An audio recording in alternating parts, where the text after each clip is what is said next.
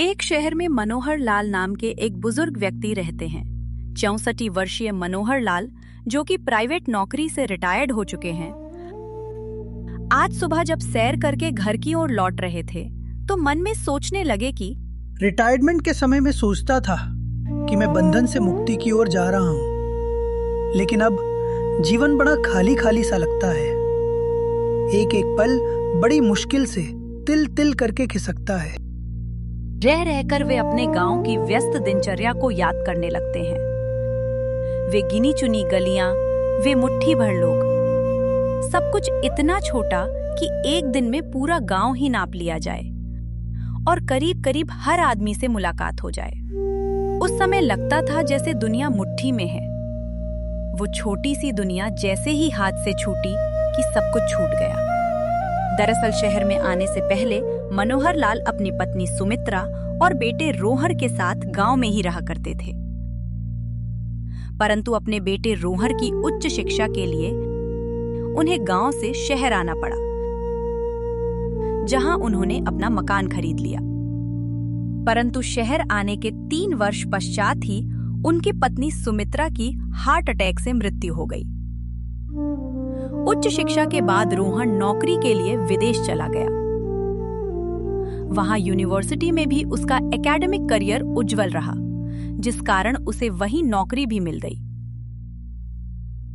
और वहां भारतीय मूल की ही एक लड़की सुप्रिया से शादी रचाई और वहीं का होकर रह गया। शुरू शुरू में रोहन अपने पिता को कभी कभी फोन कर लिया करता था, लेकिन अब तो कहीं कहीं महीने बीत जाते थे मनोहर लाल अपने बेटे से बात किए बिना। इस बड़े से शहर में मनोहर लाल एकदम अकेले हो चुके थे। आज जब सैर करके मनोहर लाल घर को लौटे तो अचानक मोबाइल की घंटी बज उठी। उन्होंने मोबाइल उठाया तो दूसरी ओर से आवाज आई, हेलो बाबूजी, मैं रोहन बोल रहा हूँ। हाँ बेटा बोलो, कैसे हो? बच्चे कैसे हैं? बहू कैसी है? एक ही सांस में मनोहर लाल ने कई प्रश्न कर डाले। बाबूजी, हम सब यहाँ ठीक है। आपकी तबीयत कैसी है? ठीक है बेटा। अब तबीयत का क्या है? इस उम्र में कुछ ना कुछ तो लगा ही रहता है, परंतु शरीर चल रहा है, इसलिए भगवान का हर पल शुक्रिया अदा करता हूँ। क्या बात है बेटा, आज बहुत दिनों बाद मेरी याद आई। क्या बताऊं बाबूजी, जिंदगी इतनी व्यस्त हो गई है कि कुछ करने के लिए समय ही नहीं मिल पाता। बहुत दिनों से रोज सोच रहा था कि आपको फोन करूंगा, परंतु किसी न किसी काम में व्यस्त हो जाता था। बाबूजी, मैं सोच रहा था कि आप वहां भारत में बिल्कुल अकेले हैं। अब आपकी तबीयत भी ठीक नहीं रहती और हम लोगों का तो आपको पता ही है, हमारा कभी कभार ही भारत आना हो पाता है। इसलिए यदि आपको ठीक लगे तो आप हमारे साथ ऑस्ट्रेलिया चले आइए। यहां आपके दोनों पोता पोती भी आपका साथ पाकर खुश हो जाएंगे और आपका समय भी सुखपूर्वक कट जाएगा। यहां मुझे आपकी चिंता सताती रहती है। यदि आप यहां आ जाएंगे तो हम लोग भी आपकी ओर से निश्चिंत हो पाएंगे। अपने बेटे का प्रस्ताव सुनकर मनोहर लाल को बहुत अच्छा लगा।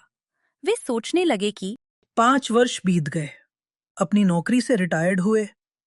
कहीं ऐसा ना हो कि किसी दिन अचानक मेरी आंख बंद हो जाए और मेरा बेटा मेरी अर्थी को कांधा देने ना पहुंच पाए।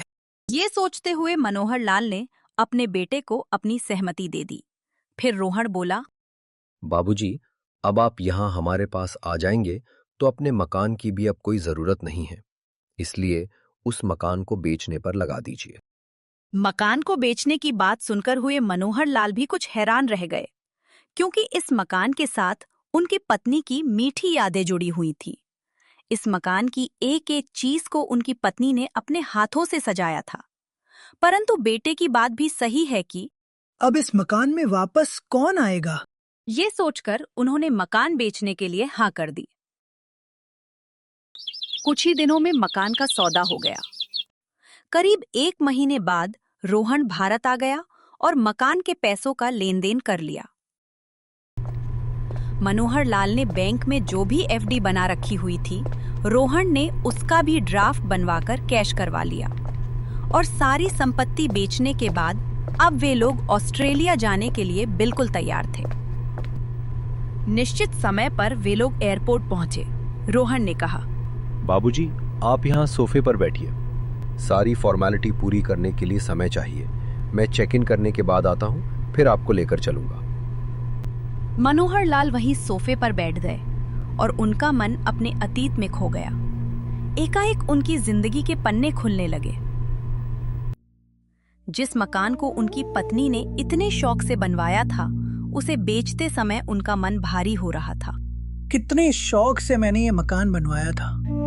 सुमित्रा भी तो कुछ दिन ही इस मकान में रह पाई। अचानक एक रात को उसकी तबीयत इतनी खराब हो गई कि दुनिया में मुझे अकेला छोड़कर भगवान के पास चली गई। सुमित्रा की मृत्यु के बाद रोहन कुछ दिनों के लिए ही भारत आया और कुछ ही दिनों के बाद वापस भी चला गया। परंतु उसके जाने के बाद मनोहर लाल बेहद अकेले हो गए थे।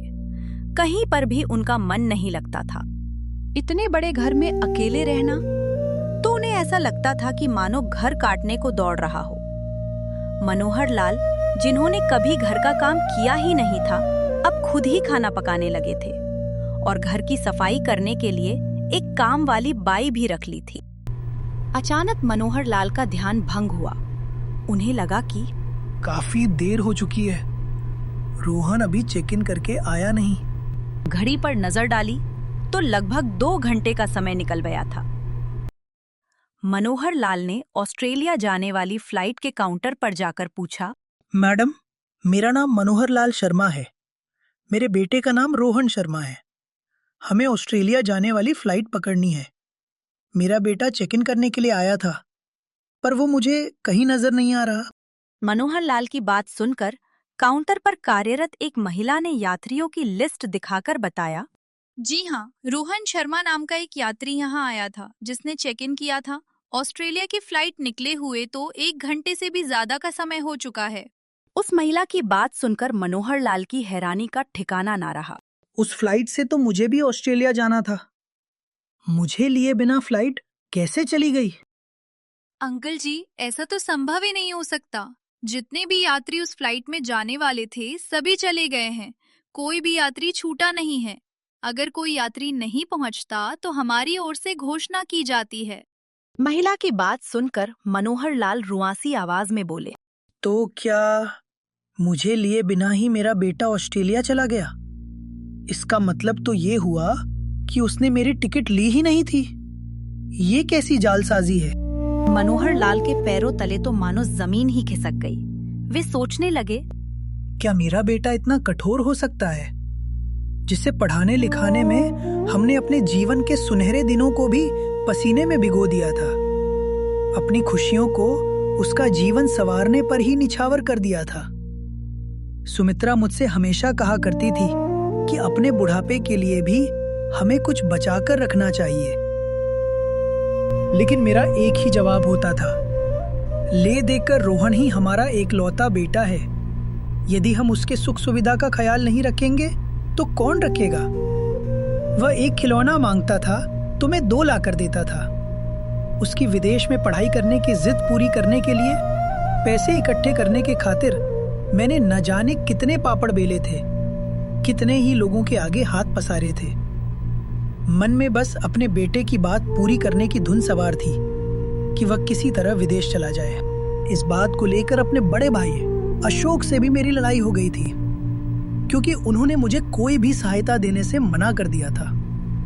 वह कहते थे, जब सामर्थ्य नहीं है तो विदेश क्यों भेज रहा है? क्या अपने देश में पढ़ाई नहीं होती? क्या यहाँ पढ़कर बच्चे नौकरी नहीं करते? जितनी चादर हो उतने ही पैर पसारने चाहिए। अपने भाई के इस उच्चारण से मुझे कितनी तकलीफ हुई थी।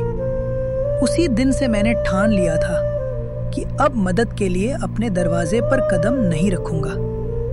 उस दिन से ही हम दोनों भाइयों के बीच भी कटुता आ गई थी। परंतु यदि देखा जाए तो उन्होंने कुछ भी गलत नहीं कहा था। जिस बेटे के कारण मैंने अपने भाई से भी संबंध तोड़ लिया था, आज वही बेटा मुझे ऐसे समय में बेसहारा छोड़कर धोखा देकर चला गया। इस समय मुझे उसके सहारे की सबसे ज्यादा जरूरत थी। मनोहर लाल दुखी दिल से एयरपोर्ट से बाहर निकल आए और सोचने लगे, हे भगवान, ऐसी मुसीबत की घड़ी में मैं कहाँ जाऊंगा? मुझे कौन सहारा देगा? अब तो मेरा घर भी मेरे पास नहीं रहा। क्या मैं अपने बड़े भाई के पास जाऊं? क्या वह मेरी मदद करेंगे? क्या उन्होंने मुझे माफ कर दिया होगा? लेकिन अब कोई और चारा भी तो नहीं है। उनके सामने रोऊंगा, गिड़गिड़ाऊंगा, अपनी मजबूरी बताऊंगा, तो शायद उनका मन पिघल जाए। एक बार चलकर देख लेता हूं।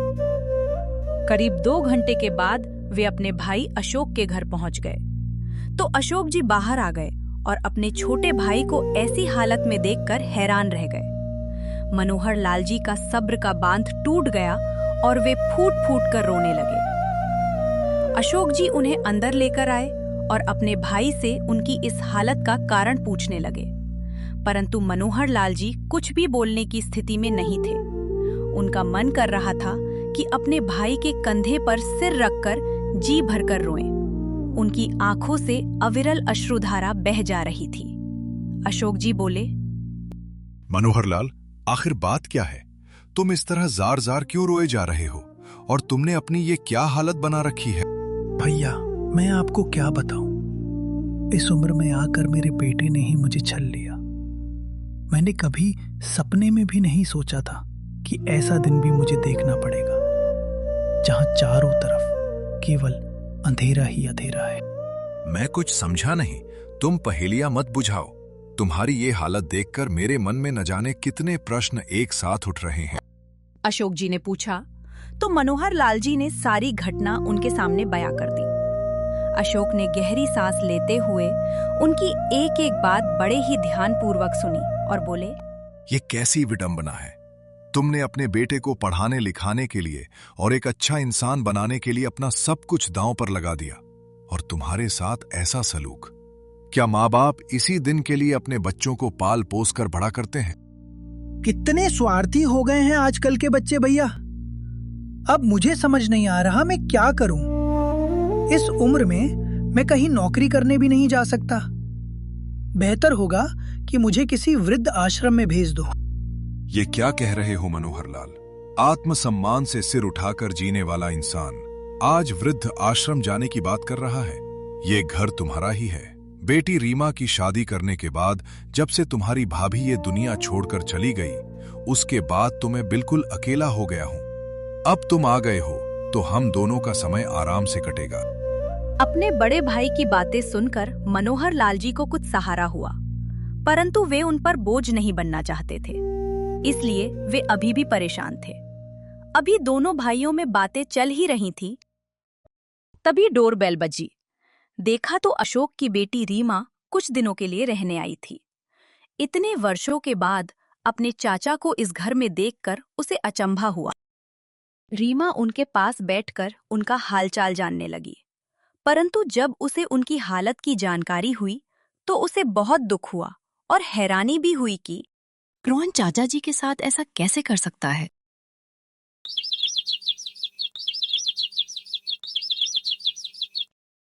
अगले दिन सुबह रीमा ने अपने पिताजी और चाचा जी के लिए स्वादिष्ट नाश्ता बनाकर परोसा और एक अलग कमरे में चली गई। मनोहर लाल जी ने देखा कि रीमा मोबाइल पर ही ऑनलाइन क्लास ले रही है। उसे ऑनलाइन क्लास लेते देखकर मनोहर लाल जी के मन में कुछ ख्याल आया। जब रीमा बाहर आई तो उन्होंने रीमा से कहा, बेटी, एक बात तो बताओ, क्या मैं भी ऑनलाइन क्लास ले सकता हूँ? घर बैठे बैठे अपने बेटे के बारे में सोचकर परेशान होने से तो अच्छा है कि मैं किसी काम में व्यस्त हो जाऊं। उनकी बात सुनकर रीमा बोली, क्यों नहीं चाचा जी, आजकल तो ऑनलाइन क्लास का जमाना है। ना तो आपको स्कूल जाना होगा और ना ही स्कूल की तरह घंटों खड़े रहकर पढ़ाना होगा। आप अपनी सहूलियत से बच्चों को पढ़ा सकते हैं, और वैसे भी आप गणित विषय के बहुत अच्छे अध्यापक रह चुके हैं।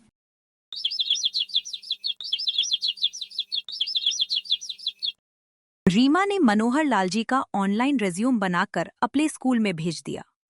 कुछ ही समय में उन्हें नियुक्त कर लिया गया। अब उन्हें ऑनलाइन पढ़ाने के अच्छे खासे पैसे मिलने लगे थे। सुबह 9 बजे से लेकर 12 बजे तक अपने फोन से ही बच्चों को ऑनलाइन पढ़ाते थे और अपना खर्च खुद ही निकाल लेते थे। अब उन्हें जीने का मकसद मिल गया था। वे पहले से ज्यादा चुस्त और तंदुरुस्त रहने लगे थे। अब वे अपनी जिंदगी से संतुष्ट थे, परंतु वे गरीब बच्चों के लिए भी कुछ करना चाहते थे। इसलिए उन्होंने बच्चों के लिए अपना कोचिंग सेंटर खोलने के बारे में सोचा और इस काम में भी उनकी मदद उनकी भतीजी रीमा ने की। रीमा की मदद से उन्होंने एक जगह किराए पर ली जहां उन्होंने अपना कोचिंग सेंटर खोला। गणित विषय के अलावा अन्य विषयों की कोचिंग प्रदान करने के लिए उन्होंने 2 अध्यापक भी नियुक्त कर लिए। उनके कोचिंग सेंटर में फीस ज्यादा नहीं थी और जो बच्चे फीस नहीं दे पाते थे वे फ्री में भी पढ़ सकते थे, जिस कारण उनके कोचिंग सेंटर की लोकप्रियता बढ़ने लगी। मनोहर लाल जी के सराहनीय कदम को देखते हुए उनकी मदद के लिए कुछ एनजीओ भी उनके साथ जुड़ गए, जिन्होंने उनके कोचिंग सेंटर के लिए एक बड़ी जगह उपलब्ध करवा दी। एक ही साल में उनका कोचिंग सेंटर एक बड़े इंस्टीट्यूट का रूप ले चुका था। लेकिन कहते हैं ना, कर्मों का फल तो मिलकर रहता है, आज नहीं तो कल, इस जन्म में नहीं तो अगले जन्म में। रोहन ने जो धोखा अपने पिता के साथ किया था, फिर उस धोखे से वो कैसे बच सकता था? अपने जिस दोस्त के साथ पार्टनरशिप करने के लिए उसने अपने पिता के पैसे धोखाधड़ी से हड़प लिए थे, उसी दोस्त ने भी पार्टनरशिप का झांसा देकर फिर से सारे पैसे हड़प लिए। पार्टनरशिप में बिजनेस शुरू करने के लिए उसने नौकरी तो पहले ही छोड़ दी थी और अब उसे कहीं नौकरी भी नहीं मिल रही थी।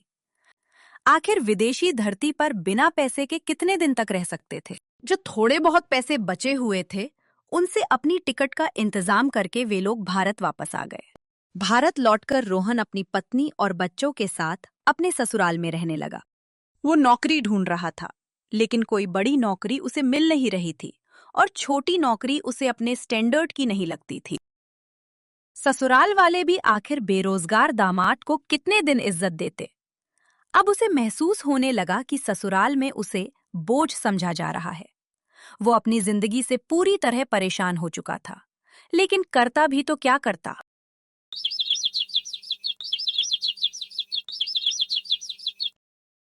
एक दिन जब उसने पढ़ने के लिए अखबार उठाया तो अखबार में खबर के साथ अपने पिता की फोटो देखकर वह हैरान रह गया। अखबार में लिखा था, अक्सर मेहनत करने वाले परेशानियों से नहीं डरते, बल्कि अपने दम पर मुश्किलों को दूर करने की कोशिश करते हैं। मेहनत करके अपने आप को फिर से आत्मनिर्भर बनाने की एक मिसाल हैं श्री मनोहर लाल वर्मा जी, जिन्होंने 65 वर्ष की उम्र में अपने अंदर के शिक्षक को पुनः जीवित किया। आज वे बुजुर्गों के लिए प्रेरणा की एक मिसाल कायम कर चुके हैं। वे उन महान शिक्षकों में से एक हैं जिन्होंने गरीब बच्चों को मुफ्त में पढ़ाने का जिम्मा उठाया। उनके इस सराहनीय कार्य को देखते हुए सरकार की तरफ से उन्हें इनाम दिया जाने वाला है। ये खबर पढ़कर रोहन को अपनी आंखों पर विश्वास नहीं हुआ। वह हैरान था कि अपने जिस पिता को वह दर दर की ठोकरें खाने के लिए छोड़ गया था, वही आज अपने दम पर इतना बड़ा पुरस्कार प्राप्त करने जा रहे हैं। अखबार में छपी खबर के साथ साथ उनके कोचिंग सेंटर का नाम और पता भी लिखा था। रोहन मदद मांगने के लिए अपनी पत्नी के साथ तुरंत अपने पिता से मिलने दौड़ा चला आया। पहुंचकर देखा तो उस जगह पर बहुत बड़ा इंस्टीट्यूट बना हुआ था। जब वे दोनों अंदर गए तो गार्ड के पूछने पर उन्होंने उसे बताया कि उन्हें मनोहर लाल जी से मिलना है। गार्ड उन्हें ऑफिस में बिठाकर मनोहर लाल जी को बुलाने चला गया। जैसे ही मनोहर लाल जी अपने ऑफिस में आए तो रोहन उन्हें देखकर हैरान रह गया। उसके पिता, जिनके चेहरे से कभी लाचारी और बेबसी झलकती थी, आज उनके चेहरे पर आत्मविश्वास की भारी चमक थी। रोहन आते ही उनके पैरों में गिरकर रोने लगा। मनोहर लाल जी अपने बेटे रोहन को अपने पैरों में अचानक देखकर हैरान रह गए। तभी रोहन बोला, पिताजी मुझे माफ कर दीजिए, मुझसे बहुत बड़ी गलती हो गई है। मैं धोखे से आपका घर बेचकर आपको अकेला छोड़कर चला गया था, लेकिन उसकी सजा मुझे ईश्वर ने दे दी है। मेरे साथ भी बहुत बड़ा धोखा हो गया है, अब मुझे आपका ही सहारा है।